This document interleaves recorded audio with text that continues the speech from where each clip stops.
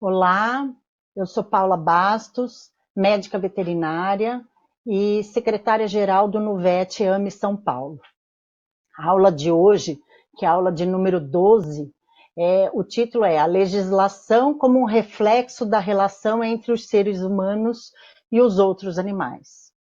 Então, o nosso objetivo, né, é destacar a legislação como a expressão da forma como uma sociedade, no caso a gente vai ver a nossa sociedade brasileira, se relaciona com os outros animais, e apresentar a fundamentação dessas normas, né?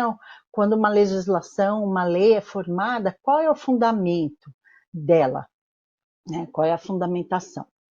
Bem, eu faço então um primeiro recorte, que é muito comum nós usarmos a expressão nós, seres humanos e os animais, como se nós estivéssemos num reino à parte dos outros animais. Então, já deixo claro de antemão, aqui no início dessa aula, que considerando os seres vivos do nosso planeta, nós temos 5 reinos. O reino procariota, onde estão as bactérias, o reino protista, onde estão os protozoários, o reino fungo, onde estão os fungos, o reino planta, onde estão todas as plantas, os vegetais, e o reino animalia, onde estão todos os animais. Então, nós, seres humanos, somos primatas humanos, estamos nesse reino, assim também como os primatas não humanos, como os chimpanzés, bonobos e tantos outros animais. Então, esse reino existe uma complexidade de formas animais muito ampla, né? Então, é bem importante nós sabermos que nós estamos, os seres humanos, estamos inseridos neste reino. E todas as vezes que eu falar aqui, então, animais, eu estou me referindo aos outros animais, mas não, né, nos qualificando de maneira diferente. Bem, considerando o tema da aula de hoje, a gente pode fazer uma primeira pergunta. Por que se elabora uma norma de proteção animal? Então, uma norma de proteção animal, como qualquer outra, ela é elaborada a partir, ela é constituída a partir de um clamor da sociedade. Então, um grupo de indivíduos numa sociedade entende que deva se dar atenção especial a um determinado tema. Então, no caso, por exemplo, dos animais, que os animais devem ser protegidos ou que devem ser asseguradas determinadas necessidades deles. Então, esse grupo, que deve ser um grupo consistente, de número amplo, ele vai até um legislador, seja um legislador municipal ou estadual, ou um legislador federal, sensibilizar esse legislador. E esse legislador, então, sensibilizado, ele vai construir, considerando toda aquela linguagem particular, uma normativa, né? Seja uma lei, um decreto, uma instrução normativa, ou que tipo de norma, que tipo de legislação de proteção, por exemplo, dos animais.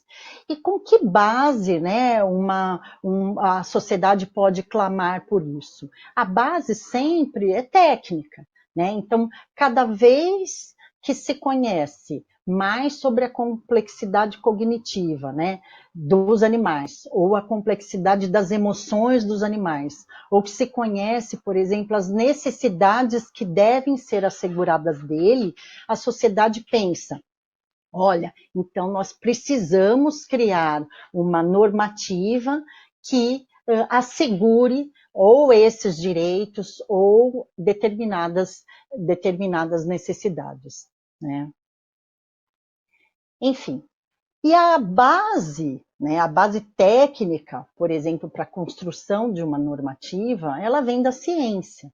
Né? Então, a ciência do bem-estar animal é uma ciência que mostra que os animais, quais são as necessidades dos animais. Então, a ciência do bem-estar animal, ela envolve tanto um aspecto físico, mostrando que os animais precisam estar bem nutridos, atendidos nas suas necessidades de hidratação, que eles têm que estar livres de endoparasitos e ectoparasitos, vacinados, Mas a ciência do bem-estar animal também diz o seguinte, olha, para eu dizer, né, que o animal está em bem-estar, é necessário, além das questões dos aspectos físicos, assegurar os aspectos mentais, né, e a expressão do comportamento natural dessa espécie animal. Então, a ciência do bem-estar animal diz: bem-estar de um animal envolve aspecto físico, mental e a expressão da naturalidade. Bom, como que essa ciência começou?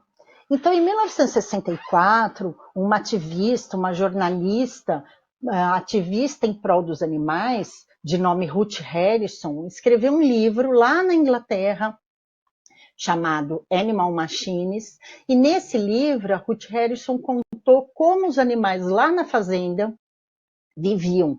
Então, aqueles animais que forneciam leite, que forneciam ovos, aqueles animais que eram utilizados, por exemplo, para alimentação, né? O gado de corte, o frango de corte, o suíno de corte, como eles viviam, como que era a vida deles lá na fazenda. E foi uma comoção na sociedade inglesa, porque ninguém imaginou que a vida na fazenda fosse daquele jeito.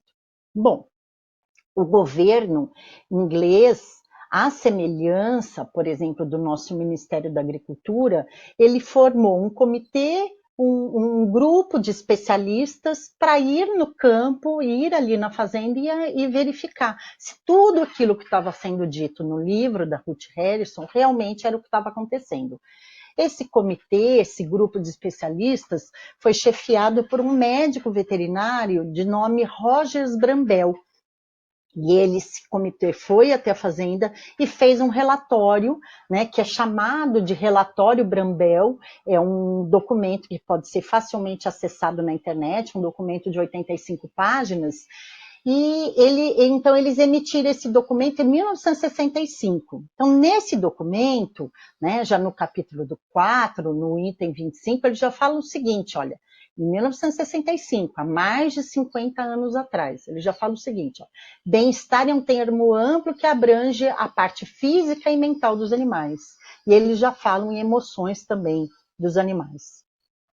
Eles ainda falam o seguinte, olha, para eu dizer, né, para qualquer animal ali da fazenda, ele precisa, independente da espécie animal, ele tem que conseguir, sem dificuldade, levantar-se, deitar-se, virar-se em torno de si mesmo, esticar os membros e realizar os cuidados corporais. Então, isso já em 1965. Então, quando a gente pensa, por exemplo, vamos usar como exemplo aqui, o sistema de produção de ovos dito convencional, que é um sistema chamado gaiolas em bateria. Então, pega-se um galpão, né? Nesse galpão vão se colocar quantas gaiolas couber, e dentro dessas gaiolas coloca-se uma ave ao lado da outra, de forma que elas não consigam mexer. Então, enquanto cabe mais uma ave naquela gaiola, é colocada mais uma ave. Então, esse sistema, que é um sistema, por exemplo, da maior parte da produção de ovos no Brasil, ainda é produzido, com base em gaiolas em bateria, o sistema convencional. Nesse sistema, as galinhas não conseguem, por exemplo, girar em torno de si mesmo, nem esticar os membros e nem realizar os cuidados corporais. Ainda é importante lembrar que nesse sistema o fotoperíodo do galpão ele é alterado. Então, quando começa a escurecer e as galinhas dormiriam, acende-se a luz para que elas comam mais naquele dia e assim produzam mais ovos. Como esse é um sistema que gera bastante desconforto, bastante estresse nesses animais, então elas brigam e se machucam, elas se bicam e machucam. Então, o bico dessas galinhas, quando elas são bem jovens, é cortado, né? Então, o bico em pinça é retirado para que quando elas se biquem, elas se machuquem menos. E também, com esse bico chanfrado, elas vão comer aos bocados, às colheradas e não vão deixar nada no coxo, né? Porque na naturalidade uma galinha com o bico em pinça escolheria o que comer, tá? Então este sistema em gaiola em bateria, dito sistema convencional, não permite o que lá em 1965 já estava dizendo que deveria ser assegurado aos animais. Bem, ele ainda diz o seguinte no capítulo 4, item 28. Aceita-se que os animais possam experimentar emoções como raiva, medo, apreensão. Nisso, então, os pesquisadores eles entenderam que mais pesquisas precisariam ser feitas para que eles pudessem comprovar mesmo, desenvolver métodos e fazer testes para que eles pudessem afirmar cientificamente o que era bom para aqueles animais de fazenda e o que não era bom. O subproduto dessas pesquisas, né, deu origem à ciência do bem-estar animal. Tá? Como subproduto dessas pesquisas. Bem, o primeiro conceito muito importante que veio dessa ciência foi o conceito de senciência animal, trazendo à baila, à tona, a informação de que os animais conseguem vivenciar, né, têm a capacidade de vivenciar sofrimento e prazer.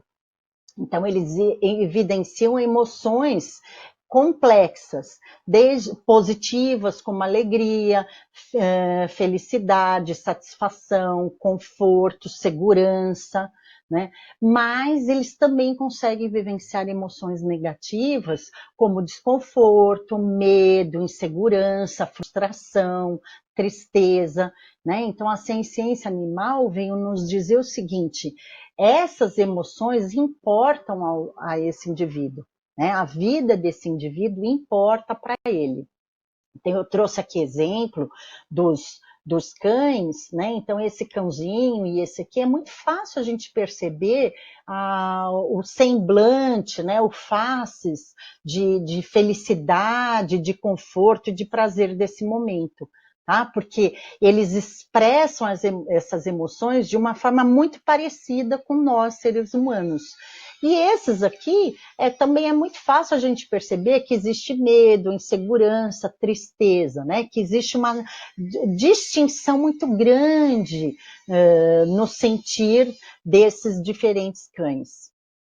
Mas só quem são os animais sencientes, né? Então, todos os animais do filo Chordata, subfilo Vertebrata, quer dizer, os animais vertebrados, que têm uma caixa craniana de tamanho considerável, com prolongamento de uma coluna vertebral, eles são seres sencientes. Então, os peixes, as aves, os anfíbios, os répteis, os mamíferos. Então, assim, mesmo aqueles animais em que o faces, o semblante, a gente não consegue identificar a mesma característica de emoção que a gente evidencia, por exemplo, num cão, ou até nos seres humanos, eles não deixam de ser sencientes porque eles não expressam da mesma forma, eles não apresentam, digamos assim, da mesma forma a expressão dessa emoção no semblante deles. Eles são seres sencientes e vivenciam emoções complexas, positivas e negativas. Bem, então, lembra que a gente começou lá no começo da aula falando que a ciência vem embasar, por exemplo, uma legislação? Então, a Suíça foi o primeiro país que, com base nessas informações da ciência animal, ela proibiu, por exemplo, os sistemas de gaiola em bateria, os chamados sistemas convencionais. Então, desde 1991. Lógico que houve um período de adaptação para o produtor rural, né, e verbas destinadas para isso, para o produtor rural se adaptar a um novo sistema. Então, na Suíça, na produção de ovos, as galinhas poedeiras, ou elas são criadas livres, com acesso a um pasto, né, uma área externa, elas são criadas livres de gaiola, mas em galpões fechados, digamos assim, elas não têm acesso ao exterior desse galpão, ou elas são criadas em gaiolas enriquecidas, que são gaiolas maiores, né? E que tem, por exemplo, a possibilidade de ter empoleiros, para elas expressarem o comportamento natural de se empoleirar. Elas conseguem, nessa gaiola enriquecida, formar, por exemplo, ambientes sociáveis que elas formarem, então elas se agrupam umas juntas, longe de outras que elas não gostam muito. Então, nesses sistemas aqui, elas conseguem, por exemplo, expressar, né, levantar-se, deitar-se, virar-se, esticar os membros e realizar os cuidados corporais. E ainda a Suíça, a partir do ano de 2000, ela determinou a obrigatoriedade dessa informação do sistema de produção constar no rótulo da caixa de ovos, quando a gente vai comprar lá nos supermercados.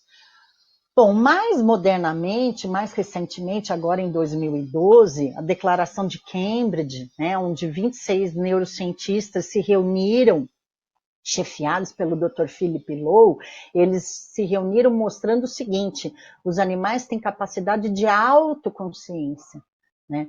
Então, eles não é apenas pela ciência animal, seria este estímulo é doloroso ou este estímulo é prazeroso. Pela declaração de Cambridge, é assim, eu sinto prazer ou eu sinto dor. Né? Então, digamos assim, veio dar um aprofundamento ainda na capacidade de sentir, né, dos animais vertebrados. É importante ressaltar, que eu esqueci de comentar, que tem pesquisas ainda que mostram que seres invertebrados, como polvos, lulas e determinados crustáceos, também já foram testados e eles são indivíduos que têm capacidade de serem sencientes, né? São sencientes. Bom, então, a ciência do bem-estar animal, do ponto de vista técnico, ela veio nos dizer o que é bom para os animais do ponto de vista deles. Então, o que é bom para uma galinha, o que é bom para um porco, o que é bom para um cachorro, enfim. Então, ela vai estudar as diferentes espécies animais e trazer a informação à tona, mas sempre considerando o ponto de vista deles. Por que eu estou ressaltando isso? Porque é muito comum na sociedade atual a gente perceber e identificar situações de humanização dos animais. Então, as pessoas entendem que elas gostam de determinadas coisas e porque elas gostam, também por exemplo, o seu pet, o seu animal de companhia também vai gostar. Então, nós, seres humanos, por exemplo, temos o hábito de tomar banho e depois passar um perfume. Mas para os outros animais, de maneira geral, o odor deles é a forma deles marcarem território. A expressão olfativa, por exemplo, nos canídeos, ela é um dos sentidos mais importantes, o mais importante. Então, assim, não tem o menor sentido a gente pegar um cachorro, dar banho nesse cachorro, né, e ainda querer passar um cheiro que não tem nada a ver com a naturalidade dele. E a gente ouve as pessoas falarem coisas dessa natureza. Ai, mas ele fica tão cheirosinho, eu gosto tanto. Sim, só que ele não fica com cheiro de cachorro. Né? Então, a gente leva para os animais necessidades nossas, descaracterizando o que eles são. Outra situação bastante comum é a gente ver cachorrinhos passeando de sapato. Aí você pergunta para a pessoa, por que está passeando de sapato? Ah, mas ele dorme comigo e eu não quero que ele suje a patinha. Então, assim, os cães, né? Imagina quando a gente sai para passear. Quando a gente sai para passear, a gente gosta de sair com uma roupa confortável, né? Para a gente ter um conforto térmico. Os cães, eles trocam calor pelo coxim plantar. Se a gente coloca um sapato impermeável, mas seja ele qual for, a gente não permite essa troca calórica. Então ele não consegue perder calor, ele está sentindo calor. É como se nós estivéssemos, por exemplo, passeando com uma roupa que não nos permitisse, por exemplo, transpirar. né? A gente caminhando e não conseguisse transpirar, ela impedisse a nossa transpiração. E tantas outras situações de humanização que descaracterizam completamente o indivíduo, né? E isso vai gerar problemas. Então, uma outra situação comum que a gente vivencia com uma certa frequência é a gente ver, como a foto desse animal, um cão de score corporal muito bom, então provavelmente ele come uma ração de excelente qualidade, o pelo aí num brilho, bastante satisfatório, provavelmente sem ectoparasito, sem endoparasito, com a melhor vacina. Então, as necessidades físicas desse animal estão sendo completamente atendidas, mas ele se lambe até se machucar, que a gente vê. Isso é uma estereotipia, né? Então, ele está tendo uma lesão por lambedura excessiva. O que está acontecendo aqui? O que a gente pode afirmar? Existe comprometimento do bem-estar. Né? Se é o bem-estar mental, se é a questão da expressão do comportamento natural, ou de ambos, não dá para saber, tem que estudar o caso, acompanhar o caso. Mas o que a gente pode afirmar nesse caso é que existe comprometimento do bem-estar animal. Bem, então o bem-estar, ele pode ir de uma situação onde a maior parte das experiências que esse animal vivencia são boas, né? São experiências felizes, né? E a sensação, a emoção que ele tem é de que a vida dele é uma vida boa e é uma vida que vale a pena viver. Só que quando a gente vai privando esse animal dessas situações de positivas, né, de vivências, de experiências positivas, a gente vai distanciando ele daí, ele pode ir indo para um extremo em que ele chega em uma vida de muito sofrimento, em que a maior parte ou a totalidade das experiências que ele vivencia são experiências ruins. E a sensação, então, é uma vida de muito sofrimento. Então, a sensação que ele tem é de que uma vida que não vale a pena viver. Né? Uma vida que não vale a pena viver.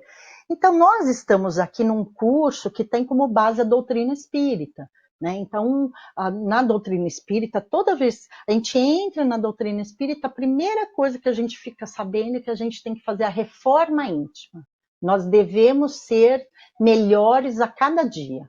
Né? Então, Allan Kardec fala que o verdadeiro espírita é aquele que hoje é melhor do que ontem e amanhã é melhor do que hoje. Né? Então, ele fala o seguinte, no Evangelho segundo o Espiritismo, no capítulo 7, no item 4, reconhece-se o verdadeiro espírita pela sua transformação moral e pelos esforços que emprega para domar suas inclinações, né, as nossas inclinações ruins. Então, qual é o nosso compromisso se a gente quer ser melhor a cada dia? Né? É fazer melhor para os animais. Não é isso? Fazer melhor para os animais, que é o nosso tema da nossa aula, e logicamente, ser melhor com qualquer um próximo nosso, mas particularmente aqui nós estamos falando dos animais. E hoje, um dia, se fala muito na família multiespécie. Isso é uma coisa muito bacana, né? Então, assim, hoje em dia, um núcleo familiar ele é composto por indivíduos de diferentes espécies. Então, lembra que a gente viu lá o reino animal?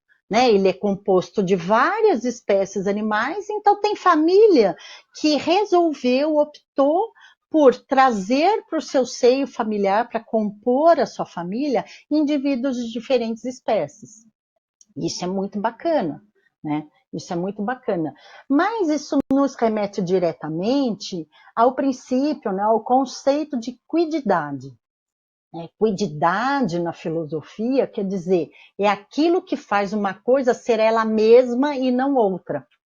Então, eu traduzo isso como essência ou a natureza real de algo.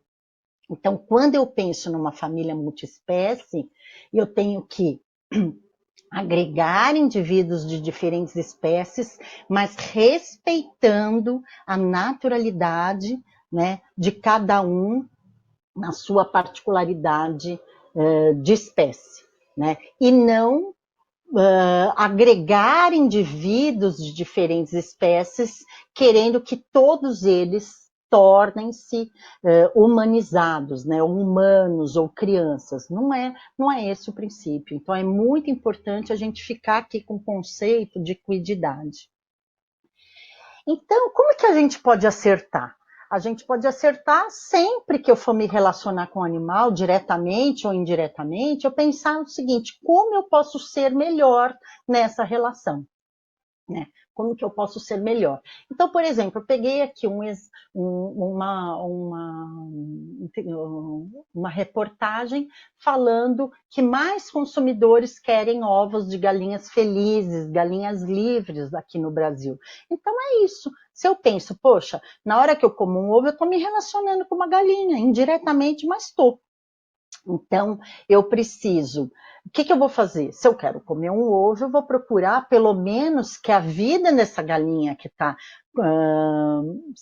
a vida dela, que está produzindo esse ovo para me alimentar, que ela tenha uma vida melhor. Então, eu procuro animais, né, que foram manejados lá na fazenda com medidas de bem-estar. Mas é só a única forma, essa é a única forma que eu posso fazer de melhorar essa relação? Não, eu posso pensar também em diminuir o meu consumo de ovos, por exemplo, né? E assim, menos galinhas precisarão estar na produção animal, né? Ou ainda, eu posso, na medida da minha capacidade, das minhas possibilidades, pensar que eu não vou mais consumir, por exemplo, um produto de origem animal, né? Ou esse produto, ou outro produto, ou qualquer produto de origem animal. Que isso também vai melhora sensivelmente a vida desses animais de fazenda, porque eles vão deixando de ser usados como animais de produção. Então, toda vez que a gente se relacionar com um animal, seja consumindo um produto de origem animal ou me relacionando diretamente, eu tenho que ter essa preocupação. Como eu posso ser melhor com esse meu próximo nesse momento e sempre, né? Bem, e observando a legislação, o que a gente vê? Para fazer uma pequena introdução, a gente vai ver aqui que existe uma pirâmide, né, de hierarquia das normas legislativas. Então, a nossa Constituição Federal, nossa Carta Magna, ela é a nossa legislação maior. Toda normativa abaixo da Constituição é infraconstitucional. Então, são as leis complementares, as leis ordinárias, as medidas provisórias e leis delegadas e as resoluções, portarias, instruções normativas, por exemplo, do nosso Conselho de Classe, do Ministério da Agricultura, entrariam aqui nessa categoria. Bem, e o Código Civil, ele que classifica os animais. E como que o nosso Código Civil, que a última atualização é de 2003, ele classifica? No seu artigo 82, ele diz que os animais são bens móveis. Então, os animais estão classificados aqui, ó. São móveis os bens suscetíveis de movimento próprio. Né? E os animais, então, eles são classificados aqui pela sua natureza semovente, aqueles suscetíveis a movimento próprio, os animais. Então, os animais são bens semoventes, até então, né? Agora, em agosto de 2019, o Senado Federal, ele votou um projeto de lei, o 351, que tem como objeto de atenção estabelecer que os animais passem a ter uma natureza jurídica como sujeitos de direito despersonificados. E o Senado Federal aprovou esse projeto de lei, e esse projeto de lei agora, também em novembro, ele está tramitando para a Câmara dos Deputados, então ele ainda não está aprovado. mas já existe um indicador aqui de alteração do status dos animais de bens semoventes para sujeitos de direitos despersonificados. Então, a gente vai ver alguns exemplos ao longo do tempo. Então, vários juízes têm julgado, por exemplo, a guarda compartilhada de animais de companhia na dissolução de um relacionamento, de um casamento. Então, assim, bem, na verdade, ele é vendido, ele é dividido. Guarda compartilhada, quem é objeto de guarda compartilhada são os filhos. Então, na hora que um juiz julga a guarda compartilhada, por exemplo, de um cachorro, ele não está tratando esse animal como um bem semovente, né? Por exemplo, quando se fala da família multiespécie e alguns condomínios que não permitem que a família vá morar no condomínio e leve um cachorro. Aí a família fala, não, mas esse cachorro, esse gato, né, ou essa ave que eu tenho de estimação por companhia, ela faz parte da minha família é multiespécie. O juiz julga e a família ganha a causa e pode morar com o seu pet naquele prédio, naquele condomínio que anteriormente estava querendo barrar a entrada desse animal. Por quê? Então, neste momento, esse juiz não está também tratando, ele está entendendo que esse animal ele tem algum status de direito diferenciado por exemplo, de um bem semovente. Um outro exemplo, em 2005, no zoológico A Suíça, era uma chimpanzé que morava no zoológico de Salvador, e um promotor, o Dr. Heron, ele entrou com habeas corpus para que a Suíça, entendendo que aquele ambiente era um ambiente muito aquém das necessidades da chimpanzé, e que ele entrou, então, com habeas corpus para que a Suíça fosse removida e fosse transportada para um santuário em Sorocaba. O juiz, ele acolheu esse habeas corpus, né? Quando ele acolhe esse habeas corpus, ele não está tratando esse animal como um bem semovente. Habeas corpus é um instrumento jurídico de quem tem natureza jurídica, né? Infelizmente, antes da resolução do caso, a Suíça aparece morta no recinto onde ela morava, e então não se conseguiu o encaminhamento, a finalização, digamos, do caso, né? Mas somente pelo juiz ter aceitado esse habeas corpus, ele já está tratando essa chimpanzé para além, né, para além de um bem semovente. Em 2017, a chimpanzé Cecília, então, que morava lá na Argentina, também foi impetrado um habeas corpus para que a chimpanzé Cecília saísse da Argentina e viesse morar aqui no santuário em Sorocaba, e o juiz concedeu esse habeas corpus e ela veio para Sorocaba. Então, de uma forma difusa, né, o direito animal ele já está acontecendo. Só que agora, mais recentemente, então, uma área do direito está sendo sedimentada, né, completamente configurada, estruturada. Então, o direito animal é um conjunto de princípios e regras que estabelece os direitos fundamentais dos animais, né? Eu ressalto aqui, né, que o direito animal é uma expressão jurídica de um anseio ético da sociedade, né? Por isso que ele está se tomando esse escopo, essa organização. E qual que é a base do direito animal? Então, é o artigo 225 da nossa Constituição de 88. Esse artigo fala o seguinte: todos têm direito a um meio ambiente ecologicamente equilibrado, bem de uso comum do povo e essencial à sadia qualidade de vida, impondo-se ao poder público e à coletividade o dever de defendê-lo e preservá-lo para as presentes e futuras gerações. No inciso 1, ele fala o seguinte: para assegurar a efetividade desse direito, incumbe ao poder público proteger a fauna e a flora, vedadas na forma da lei, as práticas que coloquem em risco sua função ecológica, provoquem a extinção das espécies ou submetam os animais à crueldade. Essa parte que eu assinalei em verde, né, quando ele fala assim, olha, proteger a fauna e a flora, e vedadas as práticas que coloquem em risco sua função ecológica e provoquem a extinção das espécies, isso é do âmbito do direito ambiental. Mas quando eles colocam que é vedada na forma da lei práticas que submetam os animais à crueldade, a gente pode fazer uma primeira pergunta. Por que é vedada a crueldade dos animais? Porque eles são seres sencientes. A ciência nos diz isso, né? Então, a gente pode extrair daí o primeiro direito fundamental dos animais.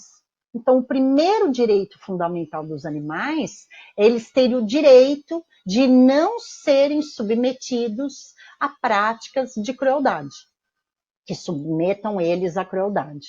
E a gente também pode extrair dessa parte o princípio da dignidade animal. Então, considerando o que Kant, né, filósofo da era moderna, diz, né, o que é dignidade? Entendendo dignidade como existir com um fim em si próprio, e não como um meio ou uso arbitrário desta ou daquela vontade. Então, quem quiser conhecer um pouco mais o direito animal, pode ler esse artigo aqui, Introdução ao Direito Animal, do professor Vicente Ataíde Júnior.